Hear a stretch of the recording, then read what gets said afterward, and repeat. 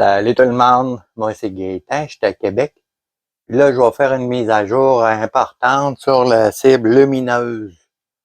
Je vais vous expliquer un paquet de choses qui n'ont pas fonctionné, que ça a mal été, puis que là, j'ai corrigé. Ça fait longtemps que je l'ai celle-là, et c'était celle-là ici avec ce système-là. Mais là, je suis sorti, je suis allé l'essayer à 200 mètres. À 200 mètres, j'avais mis ce petit centre-là d'un 1 pouce, 1 MOE. Au début, je l'avais fait comme ça, c'était un pouce et quart, 1 pouce et demi. Ça donnait plus grand. Là, je l'ai vraiment réduit. C'était un peu plus petit qu'un MOE. Mais là, elle a dessoudé. Elle a cassé. Vu que c'est du métal trempé, les lames de scie, c'est pas une bonne idée. Et je vais vous expliquer un paquet d'affaires concernant mes tests. J'ai fait des tests avec l'autre cible jaune que vous avez dû voir dans une autre vidéo. Fin de compte, quand je tirais dans la plate ici, ben figure-toi donc que la lumière elle allumait. Hey, j'ai pas aimé ça. Puis là, j'ai fait toutes sortes de tests, là. Je vais vous expliquer comment j'ai fait pour régler ça. Parce que mon but à moi, c'est qu'elle allume juste quand je touche à ça ici. Ben là, j'ai réglé le problème. Je vous montre ça. Checkez bien ça. Une balle, elle allume pas. Elle allume plus. Si je touche le centre, là, elle allume. Elle fait le cadre, comment j'ai réglé ça, je vous l'explique pour ceux qui veulent en fabriquer. Là, pour que vous compreniez comment que ça, c'est le système qui maintient mon interrupteur.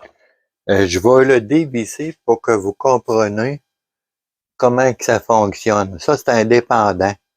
Je veux juste que vous compreniez que tout ça ici, c'est indépendant de la plate. Quand la plate elle va recevoir une balle, ben ça ne fera pas allumer le percuteur. Je dévisse ça pour vous le montrer.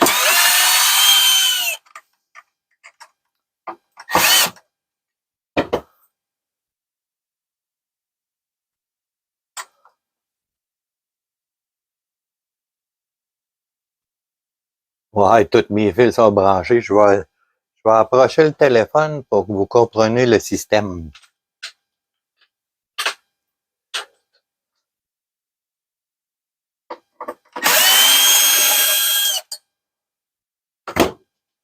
Fait que là, je vous montre l'interrupteur que j'ai développé.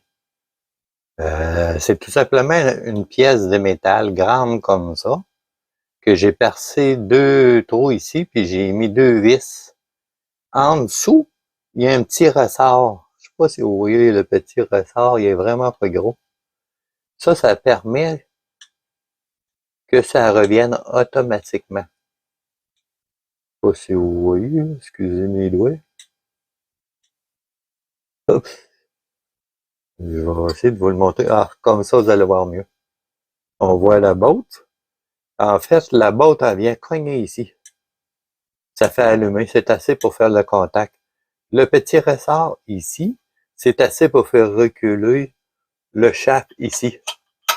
C'est ça, en fait, qui vient cogner sur la botte là. Et ça allume.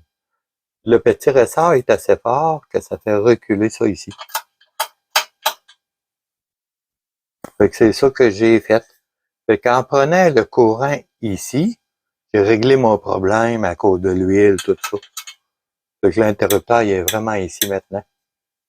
Je l'ai fait comme ça pour que ce soit solide, tout en métal. Je me suis cassé la tête pour faire ça. Mais ça fonctionne. Je suis content. Ça fonctionne super bien. Ça a réglé mon problème. Pour la solidité, j'ai rajouté ce morceau-là ici pour que ça tienne très très bien. Ça fait que le système d'interrupteur, là, pour que vous compreniez, il est vraiment à part, comme ça ici. Fait qu'il n'y aura pas de vibration de la plate. Puis aussi sur celle-là,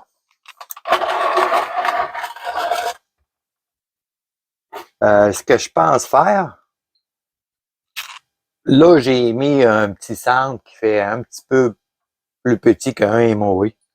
Mais ce que je pense faire, c'est reprendre une boîte, la souder, et je pourrais changer mon centre. Un exemple, mettre un plus gros. Si je décide de la reculer à 150 mètres ou à 200, hey, j'ai tiré à 200, vous allez voir ça dans une vidéo bientôt, là, puis je touchais le centre. Hey, j'en revenais pas. À 200 mètres, hey, je capotais, j'ai dit, waouh!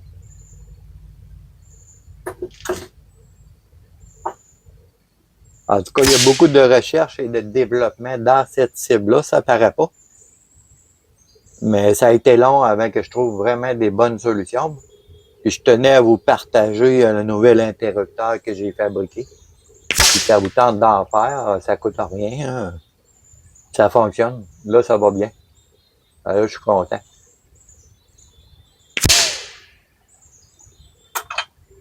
C'est vraiment trippant quand je vois ça allumé. C'est le fun aussi, les cibles qui tournent, là, le métal qui bouge. Là. Mais ça, de vraiment loin, là. Ah oui, sur l'autre cible lumineuse, là, j'ai rajouté un mât avec une grosse lumière au-dessus. Elle, j'ai mis un gros spot de même fort.